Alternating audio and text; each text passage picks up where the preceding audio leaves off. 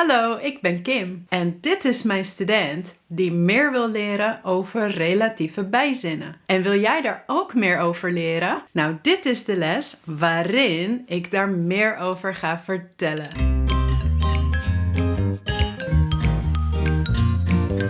Hallo allemaal, Dutchies to be. Wat ontzettend leuk dat jullie er allemaal weer zijn. En ik ben super blij dat ik steeds meer volgers krijg en dus steeds meer studenten Nederlands met mij leren. Velen van jullie hebben mij gevraagd of ik een video kan maken over relatieve bijzinnen en relatieve voornaamwoorden. Dus tada! Hierbij de video over dit onderwerp. Ik wil kort even zeggen dat ik de termen relatieve bijzin en relatieve pronomen of relatieve voornaamwoorden gebruik. Maar er zijn ook andere termen. Bijvoorbeeld een betrekkelijke bijzin of een bijvoeglijke bijzin. En dan betrekkelijke voornaamwoorden, voornaamwoordelijke bijwoorden en betrekkelijke bijwoorden. Nou, mij duizelt het. Dus in deze video gebruik ik relatieve bijzinnen. That's for relative clauses. En relatieve voornaamwoorden of relatieve pronomens. En dat zijn dus relative pronouns. Als je een discussie wilt voeren over de terminologie, dan zijn daar fora voor op het internet voor linguisten. Het is namelijk verder nu niet belangrijk welke termen er zijn, maar meer wat het is en hoe we het gebruiken. En dat ga ik jullie dus in deze video leren. In deze video vertel ik jullie eerst wat een relatieve bijzin is. En daarna laat ik jullie zien welke relatieve voornaamwoorden we gebruiken. En dit doe ik aan de hand van heel veel voorbeeldzinnen. Maar ik wil heel graag benadrukken dat ik in deze video de basisprincipes aan jullie leer. Dus deze video is voor ongeveer B1 niveau. Er kan nog veel meer verteld worden over relatieve bijzinnen en relatieve voornaamwoorden. Maar dat is meer voor B2 niveau. Dus misschien dat ik daar nog veel later een andere video over ga maken. Maar om alles in één video te doen is gewoon te veel. Maar als je wel alvast iets dieper wilt duiken in de materie, dan kan dat in de online Dutch Sentence Structure course. Dit is namelijk les 13. En daarin kun je heel veel oefenen met deze bijzinnen en relatieve voornaamwoorden. En nog net iets meer leren. En natuurlijk ook leren over alle andere Nederlandse zinstructuren. Dus ben je geïnteresseerd? Klik dan op de link in de beschrijving. Voordat we gaan beginnen, dit is een vrij lange les. Misschien ook een beetje ingewikkeld soms. Dus maak een lekker kopje koffie of thee. Houd die erbij. Pak ook je nootblok en maak aantekeningen. En dan gaan we nu beginnen. Wat is een relatieve bijzin? En wanneer gebruik je die? Je gebruikt een relatieve bijzin als je meer informatie wilt geven over het subject of een object in de zin. En het is een bijzin, dus dit betekent dat in deze bijzin zelf het werkwoord of de werkwoorden naar het eind van de zin gaan. In de intro hebben wij al 2 voorbeelden gezien. Dit is mijn student die meer wil leren over relatieve bijzinnen. En wil jij daar ook meer over leren? Nou, dit is de les waarin ik daar meer over ga vertellen. In de eerste zin geven we meer informatie over het subject, mijn student. En in de tweede zin geven wij meer informatie over de les. Maar waarom gebruiken wij in zin 1 nou die en in zin 2 waarin? Dus waar met een prepositie. Ja, en vandaag gaan we dus kijken naar de functie van waar plus prepositie als relatief voornaamwoord. Zoals je in deze tabel kunt zien, zie je dus dat we in het Nederlands die en dat gebruiken. En dus ook de constructie met waar plus prepositie. En ook de constructie van de prepositie plus wie. En soms gebruiken we waar. Oké, nu ga ik per categorie laten zien wanneer je welke gebruikt en hoe je dat gebruikt. Want dit is nog een beetje abstract. We gaan beginnen met de categorie personen. En je kunt zelfstandige naamwoorden hebben met de of met het voor personen. Ik wil eerst beginnen met de woorden. En wat ik ga doen is steeds 2 hoofdzinnen eerst naast elkaar zetten. En zin 2 geeft informatie over het subject of object uit de eerste zin. En eerst in een hoofdzin, maar daarna transformeren we dat in een relatieve bijzin. Dus de eerste is: Mark heeft een vriendin en zijn vriendin kan goed koken. Vriendin is een de-woord. Dus hier gebruiken we dan die. Mark heeft een vriendin die goed kan koken. Kijk, je ziet dus dat nu dit een bijzinstructuur heeft gekregen. Dus Mark heeft een vriendin die goed kan koken. We kunnen ook een andere zin maken over de vriendin. Mark heeft een vriendin en zij lacht veel. Dus Mark heeft een vriendin die veel lacht. Nu gaan we een andere zin maken over de vriendin. En nu moet je goed opletten. Namelijk, Mark heeft een vriendin. Hij houdt veel van zijn vriendin. Nu staat er in de tweede zin met de informatie een prepositie in de zin. Deze prepositie van triggert nu dat we een andere constructie moeten maken. Namelijk de prepositie die we gebruiken plus wie. En hoe wordt de zin dan? Mark heeft een vriendin van wie hij veel houdt. Dus in de eerste voorbeelden zagen we dat de zinnen geen prepositie hadden. Mark heeft een vriendin. Zij lacht veel. Is zonder prepositie. En zij kan goed koken. Geen prepositie. Dan gebruik je dus die. Maar hij houdt veel van haar. Is met een prepositie.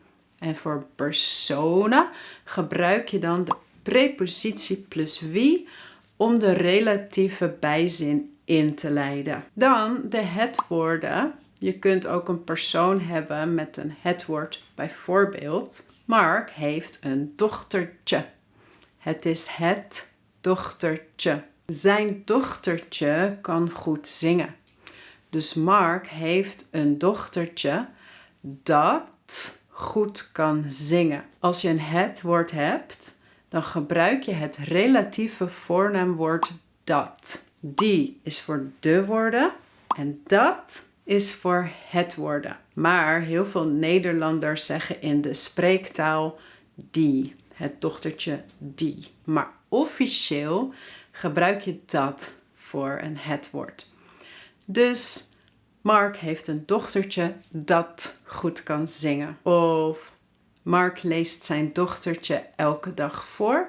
Dus Mark heeft een dochtertje dat hij elke dag voorleest. Maar staat er in die tweede zin niet het woord voor? En is dat geen prepositie? Ja, dat klopt.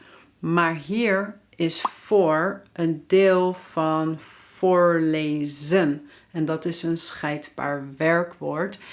En dat is niet hetzelfde als een werkwoord plus prepositie.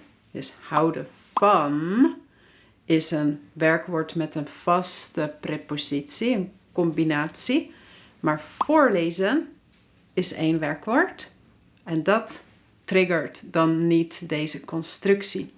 Maar wel als we gaan kijken naar het volgende voorbeeld. Mark is heel trots op zijn dochtertje. Trots zijn op. Being proud of. Dus dit is weer een trigger voor prepositie plus wie. Mark heeft een dochtertje op wie hij heel trots is. Maar wat vaak gebeurt in spreektaal, heel veel Nederlanders, als ze praten, zeggen ze: Mark heeft een dochtertje waarop hij trots is. En dat is eigenlijk grammaticaal gezien niet goed, want voor personen gebruik je wie en voor dingen gebruik je waar. We gaan nu dus naar de categorie dingen en dieren. We beginnen weer met de woorden en geen prepositie in de tweede zin. Bijvoorbeeld, dit is mijn racefiets. Ik gebruik hem elke dag. Ik gebruik hem. Er is geen prepositie. Het is de racefiets. Dus dit is de racefiets die ik elke dag gebruik. Het woorden hebben ook hetzelfde. Als je een het woord hebt en er is geen prepositie in de tweede zin, dan krijg je dat. Dus bijvoorbeeld, ik heb een lief katje.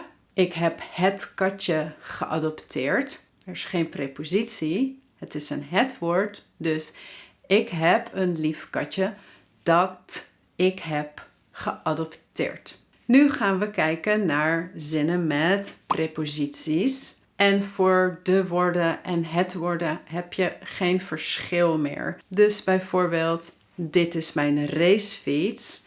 Ik fiets er elke dag op. Ding! Nu trigger je waar. En waar moet met de prepositie. Dus dit is mijn racefiets waarop ik elke dag fiets. En dit is mijn katje en ik knuffel elke dag met mijn katje. Dus dit is mijn katje waarmee ik elke dag knuffel. Met plus waar wordt mee. En je kunt ook in dit geval waar en de prepositie uit elkaar halen. Dus dit is de fiets waar ik elke dag op fiets. En dit is mijn katje waar ik elke dag mee knuffel. Dan gaan we naar de volgende categorie. En dat is de categorie van de locatie. En ook een locatie kun je in een zin met of zonder prepositie maken. Bijvoorbeeld, we gaan naar de bioscoop. De bioscoop is vorig jaar gerenoveerd. Dus de bioscoop is een plaats. Dus het is een de woord en dan gebruik je die, want er is geen prepositie in de tweede zin. Dus we gaan naar de bioscoop die vorig jaar gerenoveerd is. Kevin en Esther gaan uit eten in een café. Ze hebben elkaar 3 jaar geleden in het café ontmoet. Nou, hier staat een prepositie in het café. Maar omdat het een plaats is, gebruiken wij hier niet waarin. Want dat zou je kunnen denken, een prepositie. Dus dan gebruik je waar plus prepositie. En dat klopt voor eigenlijk dingen en zaken en dieren. Maar niet voor locaties. Dus het woord Kevin en Esther, whatever, ze gaan naar een café waar ze elkaar 3 jaar geleden hebben ontmoet. Dus dit is ook belangrijk om te onthouden. Bij een plaats gebruik je alleen waar. En niet waarin of waarop. Nee, alleen waar. Als laatste gebruiken we soms ook wat om een relatieve bijzin in te leiden. En die staat niet in deze tabel omdat dat niet paste. Maar ik zal de 3 situaties nog kort bespreken. Wanneer je dus wat gebruikt. De eerste is bij woorden zoals alles, iets, niet, veel, weinig. Dan krijg je een zin zoals: is dat alles wat je wilde zeggen? Dus is dat alles wat je wilde zeggen? De tweede is het plus een superlatief. Dus bijvoorbeeld, dit is het liefste wat iemand ooit voor mij heeft gedaan. Het liefste is een superlatief. En dan gebruik je dus wat. Dit is het liefste wat iemand ooit voor mij heeft gedaan. De derde is als je een hele zin hebt waar je dan daarna met de bijzin naar verwijst. Bijvoorbeeld, na mijn lange reis haalde mijn vriend mij van Schiphol op, wat ik heel lief vond. Dus deze hele zin, deze hele actie eigenlijk. Na mijn lange reis haalde mijn vriend mij van Schiphol op, wat ik heel lief vond. Dus in deze 3 situaties gebruik je wat. Dit waren de basics over hoe je relatieve bijzinnen maakt en hoe je de relatieve voornaamwoorden gebruikt. En zoals je ziet was dit al heel veel informatie. En daarom ga ik nog niet verder op de materie in. Het komt waarschijnlijk later in een andere video.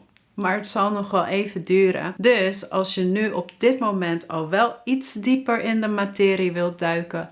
Of als je sowieso wilt oefenen met deze zinstructuren, de voornaamwoorden en met alle andere zinstructuren die wij hebben in het Nederlands. Kijk dan in de beschrijving voor de link naar de Dutch Sentence Structure course. Dit was dus echt heel veel.